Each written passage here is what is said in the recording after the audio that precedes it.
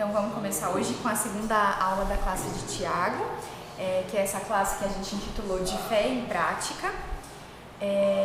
E a ideia hoje é falar do capítulo 1, versículo 19, até o capítulo 2, versículo 26. Então, assim, é um conjunto de assuntos grande, assim, são versículos até que extensos e tem vários assuntos diferentes nesses versículos. Mas acho que o que mais chama a atenção é que esse trecho ele engloba aquele famoso trecho de Tiago sobre fé e obras. E a ideia é que a gente se dedique um pouquinho mais nisso hoje, porque é um assunto que eu acho que exige mais da nossa compreensão. Então eu deixei o nome da classe esse, o verdadeiro cristianismo contemplado em suas obras, porque Tiago vai tratar muito disso nesses versículos e a gente vai tratar mais especificamente sobre isso também.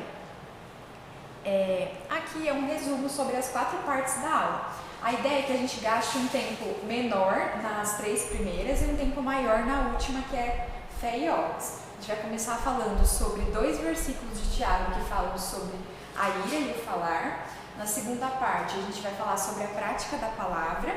E na terceira, imparcialidade e a lei do amor. E a gente termina falando sobre fé e obras, que é ali o gancho principal da aula.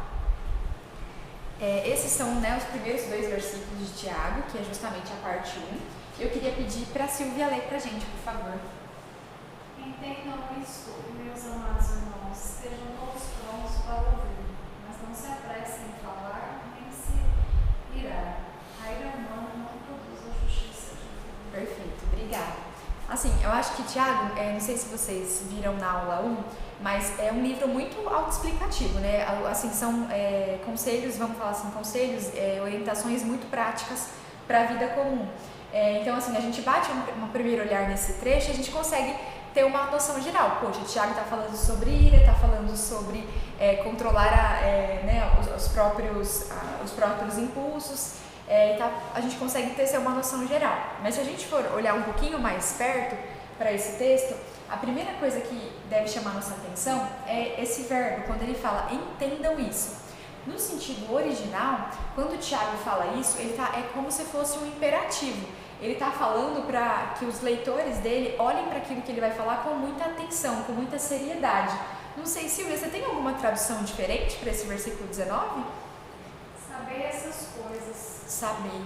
Meus amados irmãos, todo homem esteja pronto para ouvir, tardio para falar, tardio para se irar. Perfeito. O homem não produz a justiça divina. Obrigada. Então tem a ideia do saber, né? Mas tem o entendam, bom dia. Tem vários verbos que trazem esse sentido de imperativo. Olha, irmãos, o que eu vou falar agora é muito importante, eu quero que vocês prestem atenção.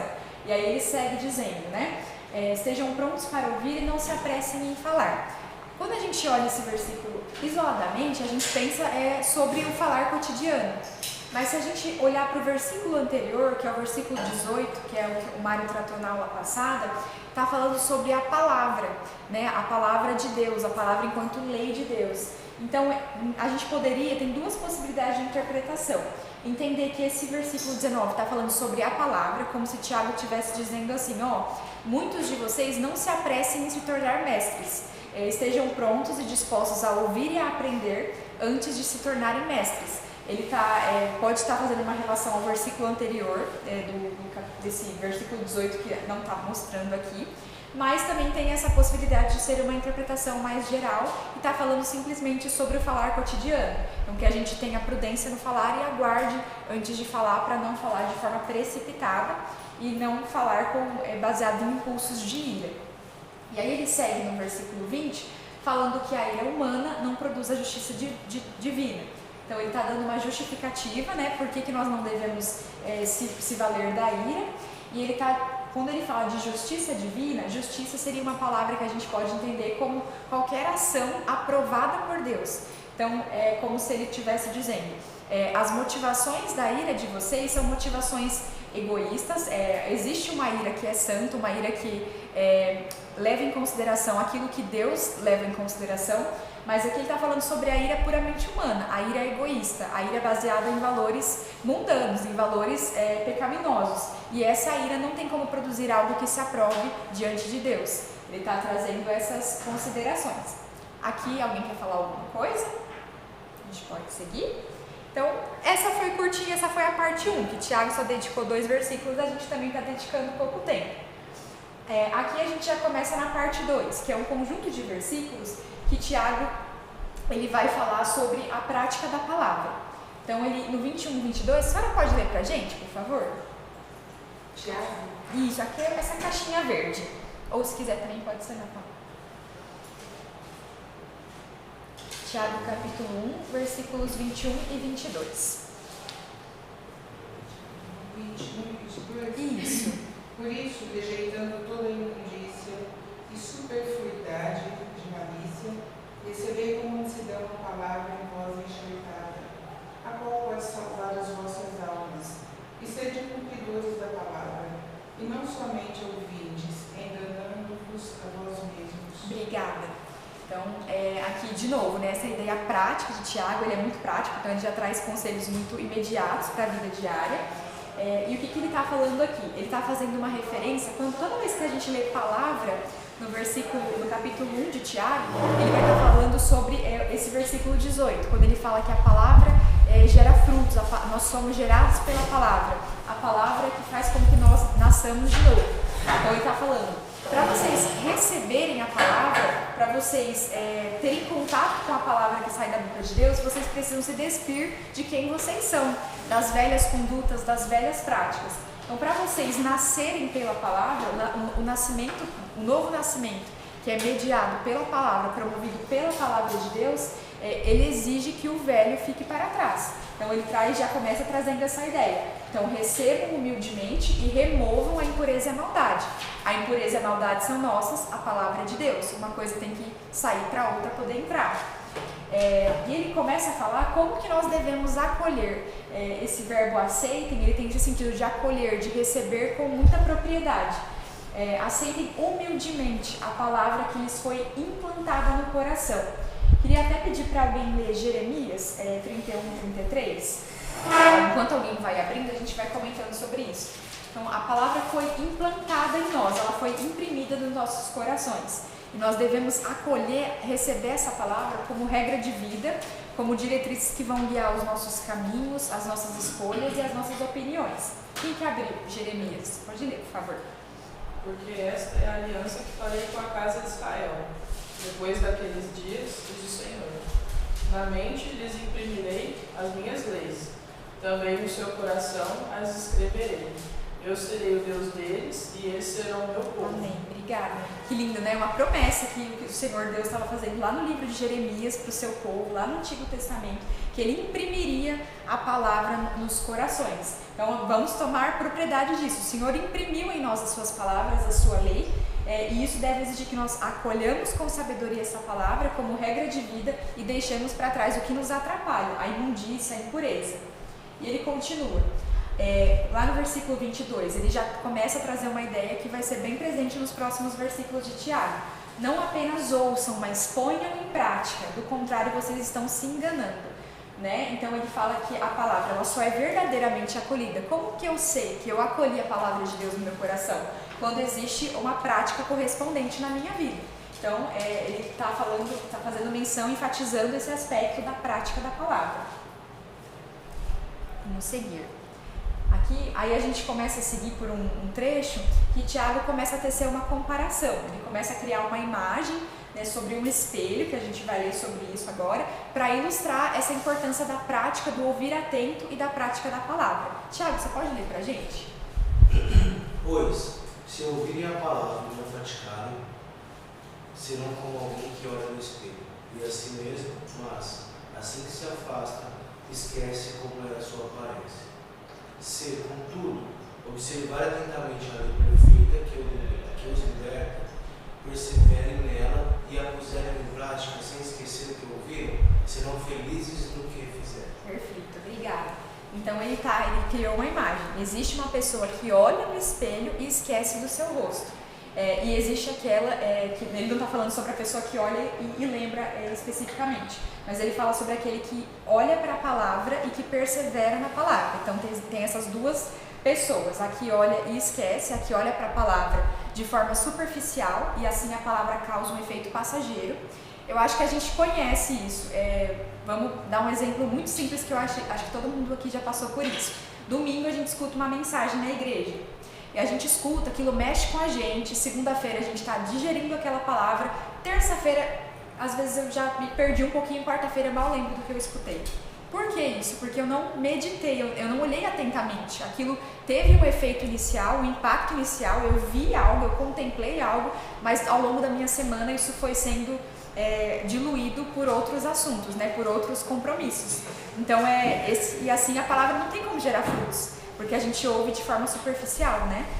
Então, acho que a gente conhece essa ideia que o Tiago está ilustrando, mas ele fala que a forma correta é que a gente contemple com tanta seriedade e que a nossa vida tenha uma prática correspondente com aquilo que a gente ouviu, para que de fato, isso que é perseverança, isso que é olhar para a palavra com compromisso e ser o ouvinte e praticante, né?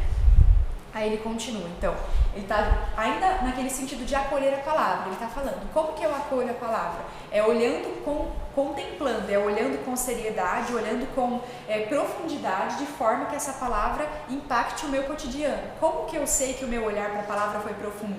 Quando existe uma ação correspondente, quando existe uma mudança de acordo com aquilo que eu ouvi, de acordo com aquilo que eu li. Pode falar. Eu acho que contemplar, ele é bem nisso que você falou. Às vezes a gente, a palavra, parece que a gente só olha, né? Bate um olho. Só isso, contemplar seria isso. É só ver e achei bonito, pronto.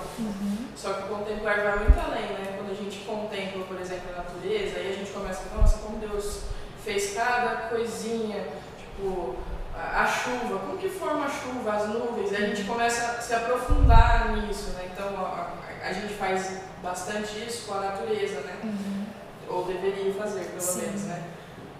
Então eu acho que com a palavra, esse contemplar é realmente bem mais profundo, né? Eu me aprofundar em cada detalhe do que a palavra que está sendo dita ou que eu estou lendo, né? Sim, e se a gente fizesse isso, acho que a gente tem como muito pronto, que eu acho que também é uma coisa muito do tempo de hoje.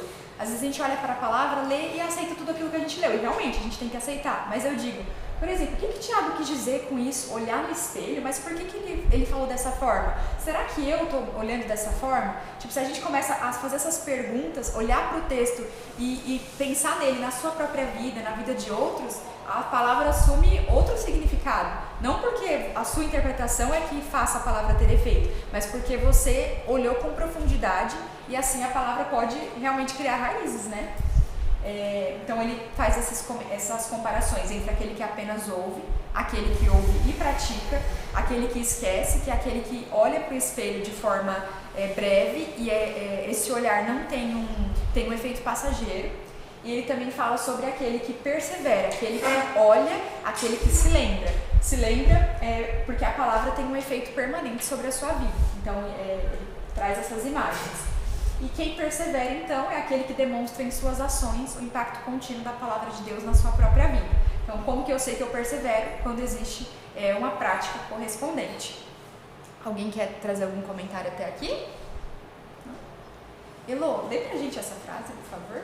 Se o Evangelho, por natureza, contém o poder que salva e a convocação à obediência, aquele que olha para apenas um destes elementos não o abraçou verdadeiramente. Douglas é o comentarista do livro de Tiago, que foi muito usado assim, no preparo dessa aula e das outras aulas também ele vai ser usado.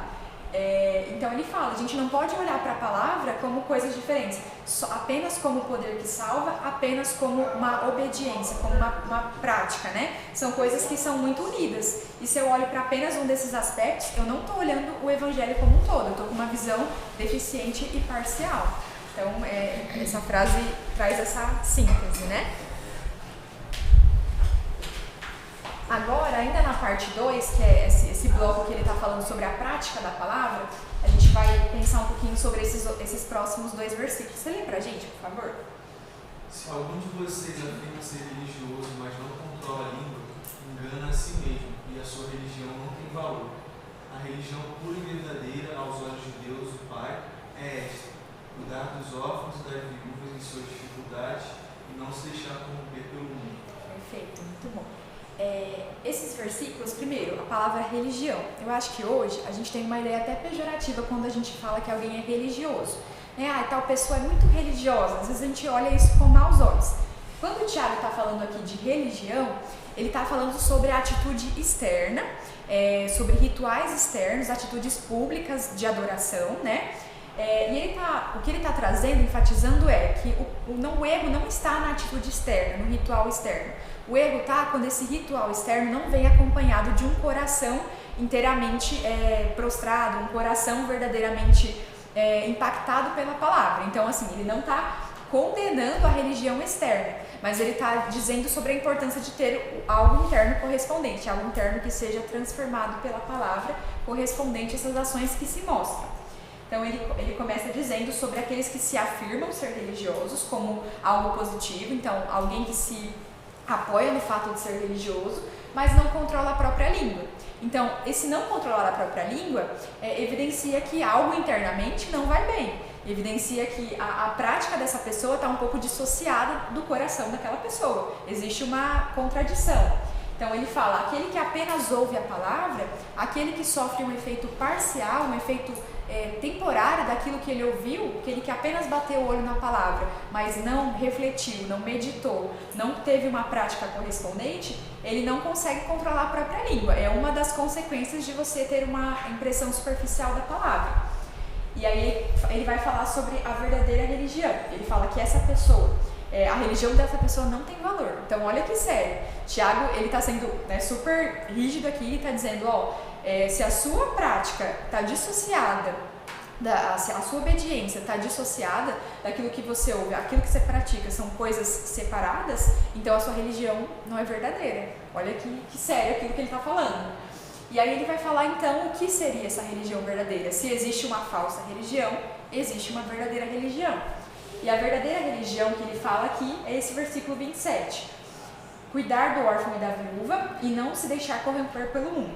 Eu acho que esse versículo a gente tem que ser muito cuidadoso com ele. Eu não sei se vocês já viram isso, mas tem pessoas que usam esse versículo para excluir a importância da igreja, de viver em comunidade, e excluir a importância da própria obediência à palavra. Mas vocês viram que a gente acabou de observar os versículos anteriores de Tiago, e essa interpretação não é possível se a gente olhar para o que a gente acabou de ver, né? E ele não está aqui, Tiago, tentando resumir tudo que a verdadeira religião é. A verdadeira religião não é só isso, mas é muito disso. E o que é isso? Cuidar do órfão e da viúva seria se mover em relação ao necessitado, ver uma necessidade e se disponibilizar a fazer algo sobre isso.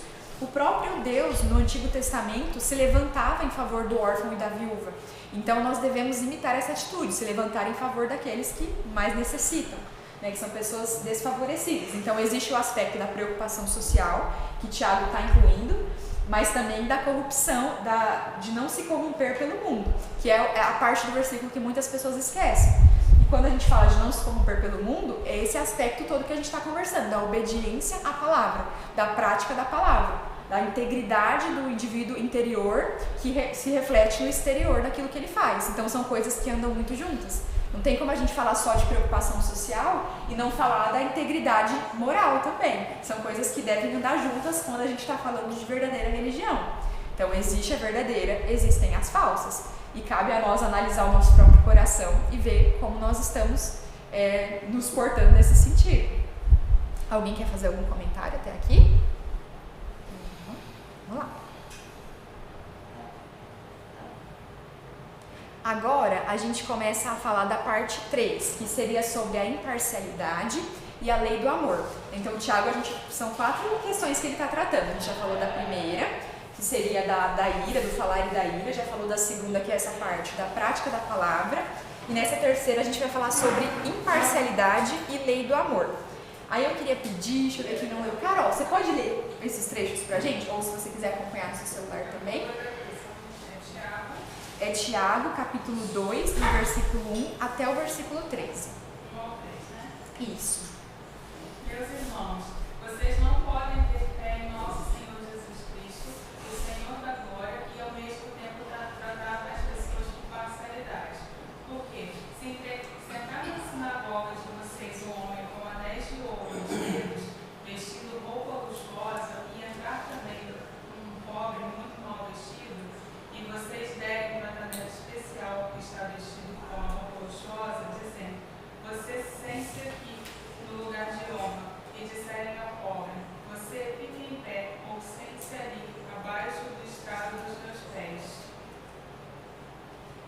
Pode continuar até o 13.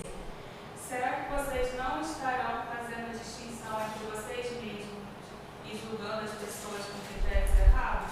Escutem, meus amados irmãos. Por acaso Deus não escolheu os que para o mundo são pobres para serem ricos em fé e herdeiros do reino que Ele prometeu aos que amam? No entanto, vocês desprezam os pobres.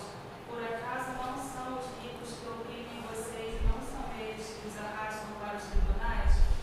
Não são eles os que blasfemam o bom nome que foi invocado sobre vocês?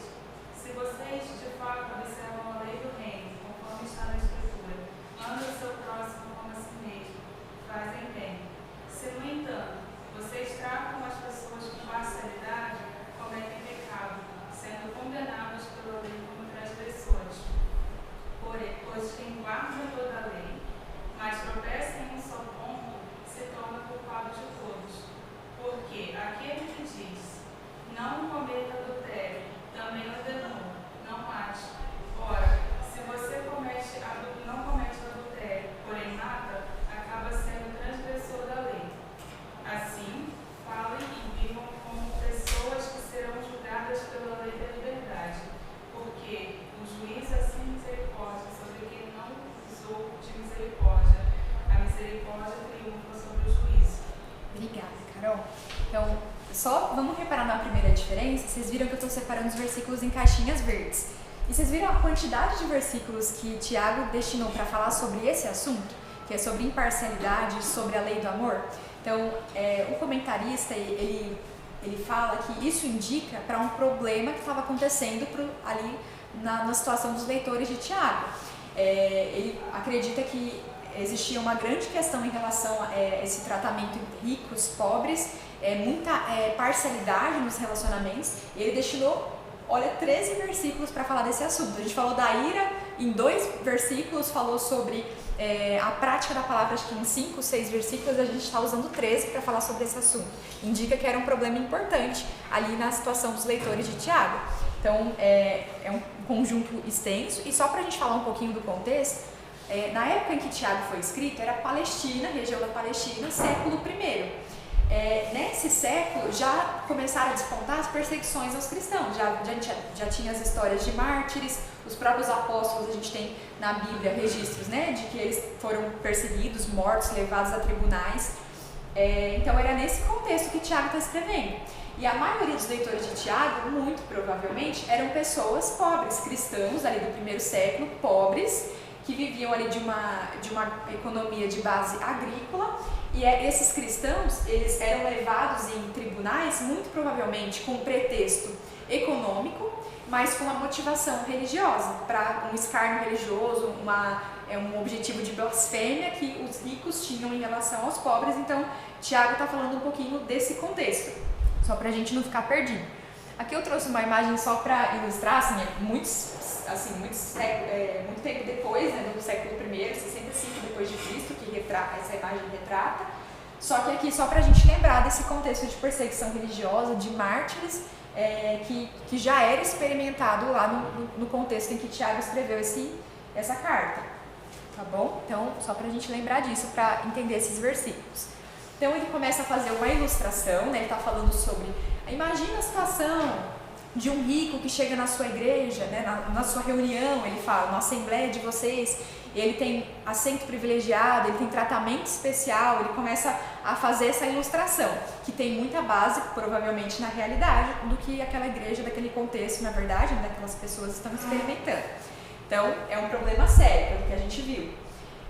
E eu acho muito legal, não sei se vocês repararam, só voltar aqui no primeiro versículo, olha como ele fala do Senhor Jesus. Como vocês podem afirmar que têm fé em nosso glorioso Senhor Jesus Cristo, se mostra um favorecimento a algumas pessoas?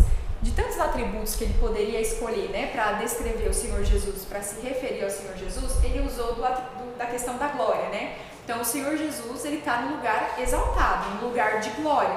Da humilhação que ele experimentou aqui, ele foi exaltado acima de todo nome. E é desse lugar de glória que ele virá para julgar, né, para julgar as nações, julgar todos os povos. E ele fala de um Senhor de glória que virá para julgar e sobre cristãos que estão dando glória a pessoas baseadas em valores externos.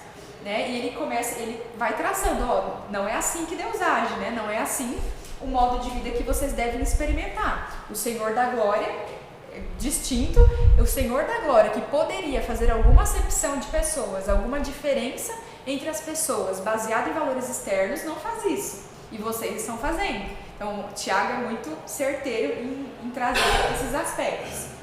Aí ele fala sobre essa divisão que a igreja, a reunião dos cristãos ali, dos leitores de Tiago estariam fazendo entre o rico e o pobre, e ele traz um aspecto de que essa divisão que eles fazem na reunião pública deles reflete uma divisão que existe na mente deles. Se existe favorecimento das pessoas baseado em questões econômicas, é porque esses valores estão muito grandes no interior dessas pessoas. O valor econômico está tão grande no interior das pessoas que elas fazem distinção entre umas e outras, né? Então, olha o que eu valorizo. O modo como eu trato as pessoas reflete aquilo que eu valorizo, aquilo que eu tenho como princípio. O que está norteando os leitores de Tiago não estão sendo princípios bíblicos, estão sendo princípios mundanos, princípios de preconceito e de julgamento. E aí ele fala algumas coisas que é importante também a gente olhar com cuidado, que é quando ele fala da pobreza, né? Por exemplo, lá no versículo 5. Ouçam, meus amados irmãos, não foi Deus quem escolheu os pobres desse mundo para serem ricos na fé? Por que eu falo que a gente tem que olhar com cuidado para esse versículo? Porque a gente pode olhar e pensar que a pobreza é uma condição espiritual superior. Quem foi muito pobre, de alguma forma nessa vida, vai ser favorecido na outra vida. Quem é muito pobre aqui é de alguma forma favorecido por Deus por ser muito pobre. Então, assim, cuidado. O Tiago, o que ele está fazendo aqui? Ele não está falando que a pobreza é um critério de inclusão no reino dos céus. Não é ser pobre que inclui o ser humano, que ele leva o ser humano numa condição de espiritualidade superior. Ele está falando, ele está lembrando, vocês estão fazendo distinção, mas Deus escolheu o pobre e vocês estão desfazendo do pobre. Então ele está mostrando, lembrando do que é importante, não tecendo critérios aqui para a entrada no reino de Deus. E o que a gente lembra também? Do mesmo jeito que o pobre não é, a pobreza não é um critério de inclusão, a riqueza não é um critério de exclusão. É verdade que a riqueza é uma dificuldade para o discipulado, o próprio Jesus falou sobre isso. Jesus falou como é difícil um rico entrar no reino dos céus, porque a riqueza ocupa um grande lugar no coração humano. Mas isso não quer dizer que é impossível, então a gente tem que tomar cuidado com essas nuances que podem, de interpretação, que podem ser trazidas e trazer confusão, né? Então, o que ele está querendo mostrar é Deus quem concede essa riqueza da herança, uma riqueza imensamente superior àquelas que a gente pode experimentar aqui. A riqueza de morar no céu, a riqueza de ter um corpo incorruptível, a riqueza da própria presença do Senhor Deus. Essa riqueza ele dá àqueles que creem, seja pobre, seja rico, seja considerado digno ou não. E Tiago está lembrando, aqueles que vocês não consideram dignos de tratamento especial, são esses que Deus escolhe para o reino dele. Então, qual que é o motivo do tratamento diferenciado de vocês? Eu não sei, assim, eu estava pensando sobre esse texto, se de alguma forma a gente poderia estar experimentando isso na nossa igreja. Eu, sinceramente, não consegui identificar essa situação em particular. Mas, por exemplo, eu já vivi uma situação, eu venho de uma igreja assembleia. E quando a gente lá, diferente da disposição do culto aqui, existe no púlpito os assentos dos presbíteros, dos pastores, os líderes da igreja ficam sentados no púlpito. Então a gente sabe que é um lugar destinado à liderança espiritual da igreja. E já aconteceu uma situação de que um vereador da minha cidade foi visitar a minha igreja em época de eleição, e onde que ele foi escolhido para sentar? No púlpito. Isso, nenhum outro irmão já recebeu esse tratamento. Não é estranho? Então, é um exemplo de uma situação de parcialidade, que não tem sentido nenhum de ser, né? Então, seja cristão ou não cristão, ali é a liderança da igreja, daquela igreja. Então, não faz sentido. A gente pode ter dificuldade de encontrar essa situação, mas se a gente olhar de perto, a gente pode encontrar situações de parcialidade também. E aí ele continua, né, lá no versículo 8, ele fala sobre a lei do reino, ou lei régia também, que aparece em outras traduções. E ele está falando, olha, a lei do reino ela é centrada na exigência do amor ao próximo. E é justamente essa lei que vocês estão transgredindo quando vocês discriminam e fazem separações entre as pessoas. E uma coisa importante que Tiago traz é que a vontade de Deus para o seu povo, que está expressa na lei, né, nos mandamentos, ela é um todo, ela é indivisível. Não dá pra gente cumprir uma parte e esquecer da outra. Então o Tiago está falando, não adianta vocês acharem que vocês são bons por estarem fazendo uma coisa certa se vocês estão fazendo outras errado. Então ele está mostrando a importância dessa coerência com aquilo que a gente ouve, né? A nossa prática tem que ser coerente. E é importante que a gente pense também uma coisa aqui. Tiago não está falando que a gente não está trazendo uma visão legalista, uma visão assim, você tem que cumprir todos os mandamentos da lei. É claro, ele está incentivando os irmãos à prática da palavra. Mas ele está falando sobre o cumprimento que Jesus deu à lei de Moisés. E a gente pode pensar, mas o cumprimento que Jesus deu à lei é mais light, né? Jesus não tinha aquelas leis cerimoniais, aquelas leis de, não pode usar tecido de linho com algodão, não pode, tem que sacrificar os animais. Mas olha, se na lei de Moisés, lá do Antigo Testamento diz, não matarás, no cumprimento que Jesus dá à lei, Jesus fala, João fala na verdade, que aquele que odeia o seu irmão é homicida. Olha como é mais sério ainda, o ponto é mais embaixo. Então, entende? Tiago está falando sobre isso, sobre a prática da lei e a motivação do coração humano. Então, não é light, não. Na verdade, é bem difícil, né? E ele termina esses versículos falando sobre o uso da misericórdia, né? A Carol leu lá pra gente que a gente deve agir com misericórdia e que aqueles que não tiverem demonstrado misericórdia também não terão misericórdia. Isso mostra, o Tiago está trazendo uma ideia de que existe uma reciprocidade, uma via de mão dupla, vamos falar assim, em que a minha misericórdia é a misericórdia de Deus. Não que a minha misericórdia seja comparável à misericórdia de Deus, mas como Deus age de misericórdia para conosco o tempo todo, não tem como a gente agir diferente. Vamos pensar na oração do Pai Nosso. Quando Jesus fala sobre o perdão, o que ele fala? Perdoai as nossas ofensas, assim como nós perdoamos a quem nos tem ofendido. Assim como, olha isso, como é sério, ele está comparando, Senhor, me perdoa como eu perdoo. Olha como isso é sério, como o exercício da misericórdia é um aspecto da lei de Deus e tem que estar presente. Vou trazer um exemplo aqui muito simples, que eu ouvi, que me chamou muita atenção esse ano. Uma amiga da família chegou na minha casa e comentou uma situação em que a filha dela tinha sido agredida pelo esposo e ela presenciou isso de alguma forma. E ela falou que ela ficou muito revoltada e falou, Senhor, eu perdoo, mas eu não quero mais ter um relacionamento com ele. E aí ela falou que Deus falou com ela assim, e se eu te perdoasse e não quisesse mais ter um relacionamento com você? Seria perdão? Ela falou que, olha como é sério, o perdão não é de boca para fora, né? Tem que ser algo que reflete o interior, é muito mais sério do que aquilo que a gente fala, né? E aí fala-se que essa misericórdia triunfa, ou seja, se nós usamos de misericórdia, a misericórdia de Deus é uma evidência da presença de Deus em nós. Então nós somos declarados justos quando exercemos misericórdia, porque isso é um fruto, né? Isso mostra que a palavra está frutificando em nós, está produzindo algo em nós. Alguém quer comentar alguma coisa na parte 3 sobre parcialidade? Ora. E aí a gente comenta essa frase para chegar na última parte. Eu vou ler para nós. Deus nos aceita graciosamente, mas isso não nos isenta do dever de lhe obedecer. As condições é que mudam. A lei de Deus deixa de ser um peso que impõe restrições e ameaça, pois a vontade de Deus se nos apresenta como lei da liberdade, um dever cumprido no alegre conhecimento de que Deus nos absolveu da penalidade do pecado e nos deu pelo seu Espírito a força para obedecermos à sua vontade. Então nós temos a graça, nós temos a lei realmente é difícil de cumprir, mas Deus nos deu força para isso, condições para isso. Então que a gente leve isso em consideração para não ter isso como um peso, mas sim como uma responsabilidade, um compromisso baseado na fé e no perdão que a gente recebeu.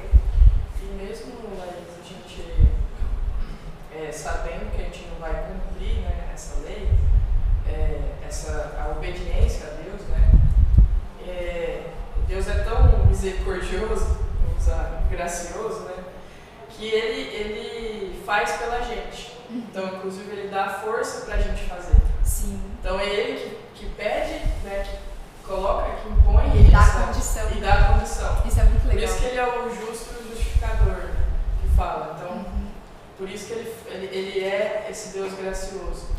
Porque mesmo quando a gente, diante de Deus, fala, a gente não consegue cumprir isso, né? Deus é muito difícil, realmente é muito difícil obedecer. Ele nos dá a vontade de fazer Com isso. certeza. Através do Teu Espírito. E de continuar, porque a gente vai falhar em cumprir. E tipo assim, por que eu vou falhar todos os dias da minha vida e por que eu vou continuar todos os dias da minha vida? Por conta dessa força, desse espírito que nos impulsiona a obedecer e a desejar obedecer. Ou querer, né? Tipo, às vezes a gente não quer, mas Senhor, eu não quero fazer isso que o Senhor me pede, mas eu quero desejar isso. E o Senhor é que nos faz querer e realizar. Desejo, né? Exatamente, isso é muito maravilhoso. Graça, né? Por isso que ele não rejeita o coração quebrantado. Sim, lindo, né? Quem pode ler pra gente esses últimos trechos? Vou ler. De que adianta, meus irmãos? É isso, né? Isso. De que adianta, meus irmãos, dizerem que têm fé e não a demonstrarem por meio de suas ações? Acaso esse tipo de fé pode salvar alguém? Se um irmão ou uma irmã necessitar de alimento ou de roupa, e vocês disserem, até logo e tenha um bom dia, aqueça-se e coma bem, mas não lhe derem alimento nem roupa, em que isso ajuda? Como veem, a fé por si mesma, a menos que produza boas obras, está morta. Mas alguém pode argumentar, uns têm fé, outros têm obras. Mostre-me sua fé sem obras, e eu, pelas minhas obras, lhe mostrarei minha fé. Você diz crer que há um único Deus. Muito bem. Até os demônios creem nisso e tremem de medo. Quanto à insensatez, vocês não entendem que a fé sem as obras é inútil? Não lembram que nosso antepassado Abraão foi declarado justo por suas ações quando ofereceu seu filho Isaque sobre o altar? Como veem sua fé e as suas ações atuarem juntas, e assim as ações tornarem a fé completa? E aconteceu exatamente como as Escrituras dizem. Abraão creu em Deus e assim foi considerado justo. Ele até foi chamado amigo de Deus. Vejam que somos declarados justos pelo que fazemos, e não apenas pela fé. Raabe, a prostituta, é um outro exemplo. Ela foi declarada justa por causa de suas ações, quando escondeu os mensageiros e os fez sair em segurança por um caminho diferente.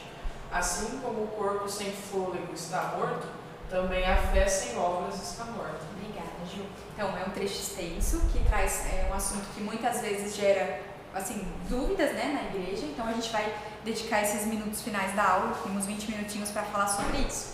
Aí antes eu só queria que a gente alinhasse assim, a ideia que a gente tem de boas obras, parece simples, mas o simples também precisa ser dito. Queria que cada um, ou vocês vão citando aí o que for surgindo na cabeça, primeira coisa, quando vocês pensam em boas obras, qual que é a palavra que vem na cabeça? Vão falando aí que eu vou anotando. Doação.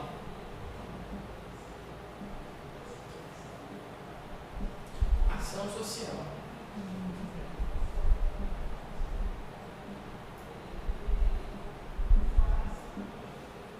Mas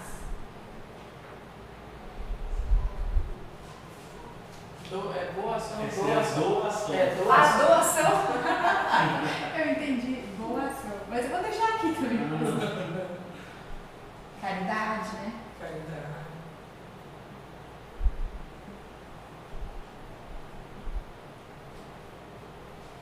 Mais algum? Evangelismo.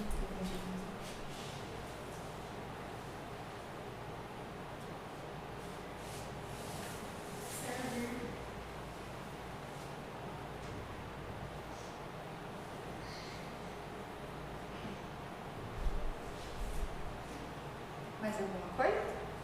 Acho que é bem isso, né, que a gente pensa quando pensa em boas obras, né, ou ação social, realmente tem esse aspecto mais, né, de preocupação social, e também um aspecto de ações dentro do contexto da igreja, né, evangelização, serviço, né, e acho que é bem a ideia que está presente aqui, tanto é que ele usa, né, do exemplo de boa ação, mas existe mais coisa nisso que a gente vai comentar um pouco. Então vamos começar falando. Tiago, ele fala essa ideia de que ele afirma, ó, meus irmãos, dizerem que tem fé, como dizem que a tem fé, se não a demonstram. Então, ele está falando sobre quem diz ter fé. Então, vamos fazer primeiro essa distinção. Existe a fé que a pessoa afirma ter, né? Existe a fé que se diz ter, e a fé genuína. Assim, Tiago está falando sobre duas coisas diferentes. A fé que alguns afirmam ter e a fé que ele vai chamar de fé verdadeira, fé genuína. Então, a primeira coisa que a gente tem que entender aqui e separar para a gente não ficar confuso nesse texto. E ele está falando especificamente sobre a fé que algumas pessoas afirmam ter, que não é acompanhada de obras, que não é acompanhada da prática da palavra. Ou seja, quando a gente fala de fé simplesmente, eu acho que é importante que a gente tenha um conceito na nossa cabeça, que quando a gente fala de fé, a gente está incluindo o compromisso de obediência, a gente está incluindo a prática, porque às vezes a gente fala a palavra fé, como que uma pessoa pode ter fé, por exemplo, assim, como que é possível uma fé não ser verdadeira, uma fé ser falsa? Porque, entendeu que existe, quando a gente fala de fé, a gente tem que pensar no sentido mais completo e não apenas no sentido superficial, senão a gente fica confuso. Como assim existe fé falsa? Né? Existe, porque é a fé que se afirma ter, que não é assim evidenciada por obras, é uma fé fraca, é uma fé que não é confirmada por aquilo que a pessoa vive. Então o Tiago está criando essa diferença no texto. Aí lá nos versículos 15 e 16, então ele tece uma ilustração, uma situação em que uma pessoa, que provavelmente é uma pessoa ali, membro de uma comunidade de fé, uma pessoa cristã, que vê uma outra necessidade, que provavelmente também faz parte da mesma comunidade, porque ele fala, se você ver um irmão, uma irmã, então ele está falando de uma situação próxima, passar por uma questão de necessidade, é uma necessidade básica. Ele está falando sobre roupa, sobre comida, então é uma coisa muito basal, assim, muito primordial. E ele fala de uma pessoa que está se negando a tomar alguma atitude sobre isso que ela está vendo. Então ela tece algumas palavras, ela demonstra uma sensibilidade, vamos falar assim, uma empatia, mas não existe uma ação correspondente. E o comentarista, eu achei bonita a forma que ele trouxe, bonito assim, né? Interessante a forma de trazer, que ele fala que a pessoa está se negando, Deus está fazendo um convite à ação e a pessoa está se negando a atender esse convite. Muitas vezes nós somos convidados por Deus a agir de uma determinada maneira. Então, uma necessidade às vezes é um convite e é um convite para você, né, a tomar alguma providência. E a gente às vezes se nega e se exibe. Não, outros podem fazer. Não, eu não tenho condição. Mas às vezes o convite é para você e você está achando suficiente. Vou orar sobre isso. Com certeza deve orar sobre isso, mas tem mais coisas que podem ser feitas e que devem evidenciar que a oração, evidenciar a sua devoção e oração através de atitudes, né? Então, ele está falando sobre isso e sobre o quanto se torna vazio essas palavras ditas sem essa ação correspondente. O significado das palavras se perdem, né?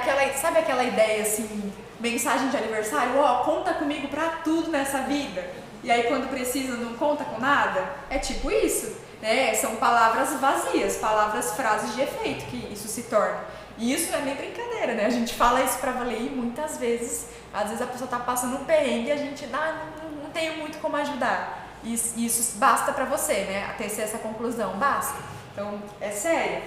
E ele fala então sobre a fé, ele fala sobre a fé morta. A fé morta é o que ele fala que é uma fé sem obras, uma fé que ela não tem ações correspondentes, uma fé inoperante. E essa fé morta externamente é uma fé a fé inoperante externamente, uma fé sem ações, é uma fé morta internamente. A fé que a pessoa diz ter não é necessariamente a fé genuína que ele vai falar aqui. Então, é sério, eu acho que dá para se ver muito nesse texto, não só na situação da fé genuína, mas também na situação da fé inoperante. E é por isso que a gente tem que ter um olhar assim, profundo sobre esse texto, como a gente já viu lá no texto do espelho, né? E aí ele fala lá no versículo 20, vamos só retomar o versículo 20, quanto insensatez, né, fazer essa separação entre a fé e as obras. Vocês não entendem que a fé sem as obras é inútil? Então, ele chama de insensatez. E insensatez aqui seria no sentido de má compreensão, né? Olha, é insensato pensar assim. Olha, é uma compreensão deficiente, é uma falta de conhecimento pensar dessa forma. E é perverso, é cruel, é ímpio pensar dessa forma, é o contrário de justo. Então ele tá, olha, pensar dessa forma, isso é impiedade, isso é crueldade, isso é deficiência de compreensão. É muito sério pensar assim. Ele vai explicar todos os motivos por que isso é errado. E eu acho muito legal que ele traz o exemplo, vocês viram, a gente falou de Abraão, ele falou, né, de Abraão e de Raabe para ilustrar essa ideia da insensatez, né, para mostrar quem foram as pessoas sensatas, né, mostrar o que seria a sensatez, o contrário de pensar que a fé e as obras são coisas separadas. E aí ele traz o exemplo do herói da fé, né, Abraão, que foi um pai da fé, aquele que foi chamado por Deus para dar origem à descendência que viria a trazer Jesus para o mundo e abençoar todas as famílias da terra. Abraão, que foi aquele chamado amigo de Deus, então ele traz essa pessoa, esse gigante na fé. E a gente poderia pensar, para Abraão foi fácil, né? Ele agir daquela determinada forma, entregar o próprio filho. Ele era o amigo de Deus, ele andava com Deus, Deus falava com ele. Para ele foi ok, mas aí ele cita a meretriz, a prostituta, Raabe, uma mulher que nem fazia parte do povo de Deus, que era uma estrangeira, que teve fé. Ela não só agiu no sentido de proteger aqueles que foram enviados, né, espiões enviados ali do povo de Israel, e ela creu no Deus de Israel, creu que não havia outro Deus como o Deus de Israel, que ele era único. Então ele traz esse exemplo. Então que a gente não se apoie no gigantismo, vou falar assim, espiritual de Abraão, porque mesmo uma pessoa considerada indigna como uma prostituta e estrangeira no meio do povo de Deus, também mostrou obras correspondentes com a fé que ela mostrou na Bíblia, a Raabe. Então eu acho legal essas duas figuras que ele traz em contraste, para mostrar que não apenas aqueles que são considerados pessoas de grande fé, que podem ter grandes obras correspondentes, né? Mas também aqueles que são considerados indignos. Deus que dá a fé. Exato, Deus dá a fé, né? E aí começa a aparecer no texto, quando ele começa a falar de Abraão, existe um texto muito parecido em Romanos. Vou até pedir para alguém deixar aberto, Romanos 4, para quem puder abrir, 1 ao 3, porque Tiago está falando sobre fé e obras, e ele usa Abraão como exemplo para falar que as obras são muito importantes, que as obras têm um papel muito importante na justificação do indivíduo. E Paulo vai falar algo que parece contraditório, ele vai usar a figura de Abraão, mais ou menos no mesmo contexto que Tiago está usando para falar da fé como suficiente para salvar, para justificar. Então, eu queria que a gente pensasse sobre isso, porque muitas vezes esse texto de Tiago vai aparecer em contraste para você com Romanos. E a gente fazendo esse contraste entre Romanos e Tiago, a gente entende Tiago melhor. Então, quem abriu pode ler, por favor, Romanos 4, 1 ao 3? Pode ler? Pode. Que diremos então a respeito de Abraão, nosso pai segundo a carne? O que foi que ele conseguiu? Porque se Abraão foi justificado por obras, tendo que se orgulhar, porém não diante de Deus. Pois o que diz a Escritura? Ela diz, Abraão creu em Deus e isso lhe foi atribuído para a justiça.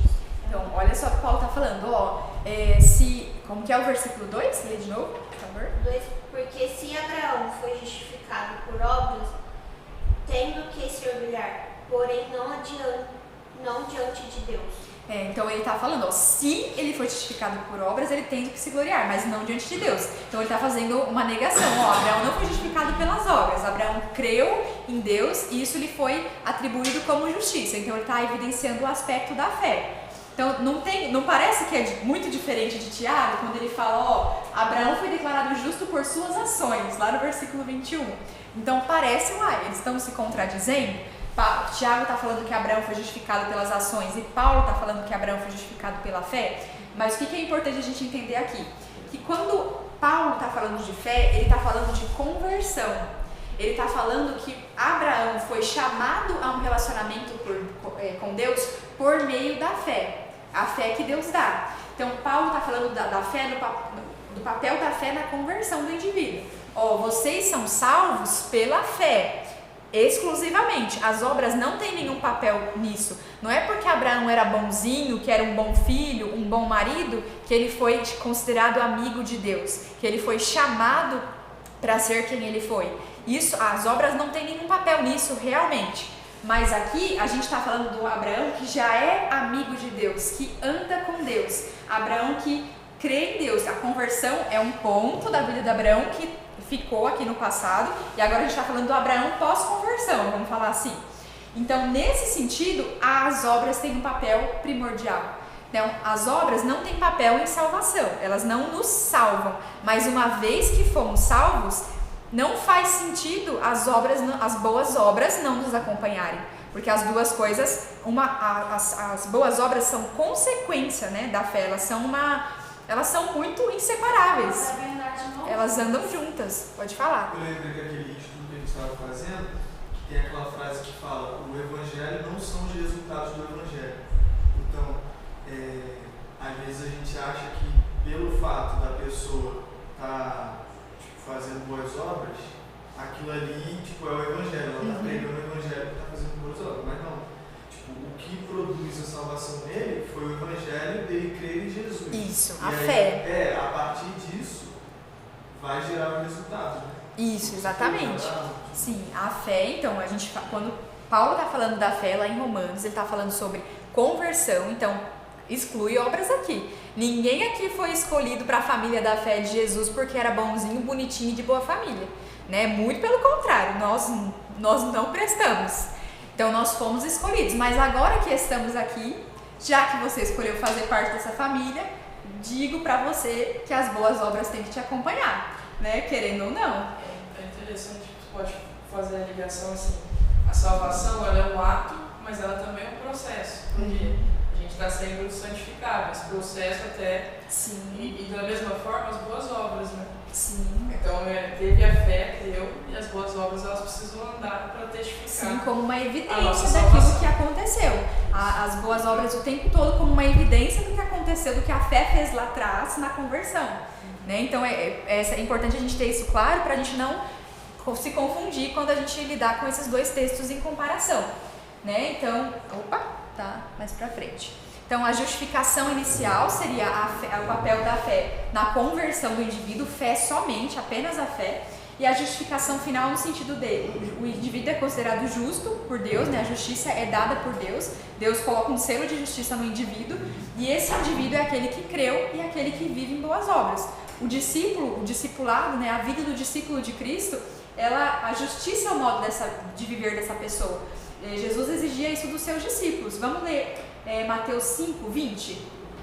Vou pedir para quem abriu ler para a gente. Então, a única forma possível de viver diante de tamanha fé que você viveu, que você recebeu, é com as boas obras. É assim que se vive, né? É dessa forma que deve ser. Essas boas obras evidenciando a fé que você tem dentro de você, a fé genuína. Não a fé que se diz ter, como o Tiago estava falando lá no início, né? Quem abriu pode ler. Porque eu afirmo que se a justiça de vocês não exceder em muito a dos escribas e fariseus, jamais entrarão no reino dos céus. Perfeito, obrigada. Então, Jesus estava se dirigindo ali aos discípulos e a justiça de vocês deve ser maior daqueles que se dizem mestres da justiça e mestres da lei, ou seja, o que é esperado de vocês é justiça, ações piedosas, ações que louvem e glorifiquem a Deus. Então é isso que se espera de nós realmente, as boas obras devem nos acompanhar. E a fé aperfeiçoada, aquela fé que a gente lembra de Abraão quando pensa nela, é alcançada através de sucessivos atos de obediência, que é essa ideia do processo que a Júlia falou. É o dia a dia, esse processo de santificação e de crescimento em obras que a gente vai viver. Então, outra coisa que é importante a gente entender também de Paulo e de Tiago, é que quando Paulo está falando sobre fé, ele não está falando dessa fé que se diz ter, dessa fé que a pessoa apenas confessa palavras vazias. Ele está falando sobre a fé vinculada ao compromisso de obediência. Então também é importante a gente entender Paulo dessa forma. Paulo está falando do papel da fé na conversão, mas toda vez que Paulo fala de fé, ele está falando da fé compromissada, da fé comprometida, e não de uma fé que se diz ter, né? Para a gente ter bem claro isso. Aí aqui tem uma frase de Calvino. João, lê pra gente essa frase. Assim como Paulo afirma que somos justificados sem a ajuda das obras, também Tiago não permite que sejam considerados justos daqueles que não têm boas obras. Olha que eu acho que essa afirmação ela é bem sintética, né? Daquilo que a gente viu. Então, Paulo, nós somos justificados sem ajuda. Não é sobras não, gente. Sem ajuda das obras. Eu li de novo só pra isso. Ele viu pra errado, deu mesmo assim. Eu pensei, ela vai explicar, né?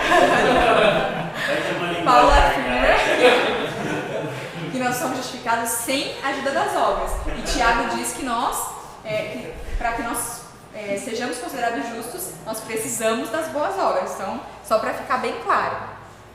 E aí, pra gente terminar, a gente tem algumas frases só pra gente ler e deixar ficar bem impresso em nós essas ideias que a gente viu. Alguém pode ler pra gente essa frase, por favor? Paulo nega que as obras possam ter algum valor em nos colocar num relacionamento com Deus. Tiago insiste em que, uma vez estabelecido o relacionamento, as obras são essenciais. Paulo nega a eficácia das obras antes da conversão. Tiago apela para a sua necessidade absoluta depois dela. Perfeito. Acho que essa frase deu para resumir bastante aquilo que a gente conversou nesse trecho de Tiago, né? Muito boa. E aqui só take home message, né? A lição de casa, para pensar em casa. Eu trouxe essas 3 questões para você pensar Tiago e a gente ter aquela leitura de quem olha no espelho, se lembra do que viu, aquela ideia do ouvinte e praticante. Então pensa aí com você, leva isso para casa. O que acontece quando nós ouvimos a palavra e não agimos de acordo com ela? Traz para você, o que acontece quando eu ouço e não ajo de acordo? 2. Quem que você tem favorecido na sua vida? Pode ser que você não favoreça pessoas com base no valor econômico, mas quem está falando alto na sua vida? E por que isso está acontecendo? Quem que você ofende quando você favorece alguém no seu coração? Quando você ergue um trono no seu coração para outra pessoa? Quais são os valores que estão fazendo você erguer essa pessoa a esse valor? E a terceira seria, a sua fé tem sido evidenciada pelas suas atitudes? Seu dia a dia está mostrando a fé que você diz ter? Essa fé é genuína? Então, pensa nisso em casa, leva isso para casa, tá? Pra gente ler Tiago com esse olhar profundo. E aqui, para terminar, eu vou ler essa frase de Lutero pra gente, que também acho que tem muito a ver com essa aula. Essa fé é uma coisa poderosa, sempre ativa e viva. Para ela, é impossível não praticar coisas boas sem cessar. Ela não pergunta se as boas obras devem ser praticadas, mas antes que a pergunta seja feita, ela já as praticou e está constantemente a realizá-las. Portanto, qualquer pessoa que não pratica tais obras é um descrente. Ela tateia e olha ao redor em busca da fé e boas obras, mas não sabe o que é a fé e nem o que são as boas obras. Mas mesmo assim, ela vive falando, usando muitas palavras acerca da fé e boas obras. Que a gente não seja essa pessoa que vive falando e tateando sem crer verdadeiramente. Que a gente seja como essa que faz as boas obras sem nem perguntar se precisa, né? Que a gente tenha essa motivação dentro de nós. Amém? Então, Tiago continua, dia 2 de julho, capítulo 3, versículo 1 até o capítulo 4, versículo 12.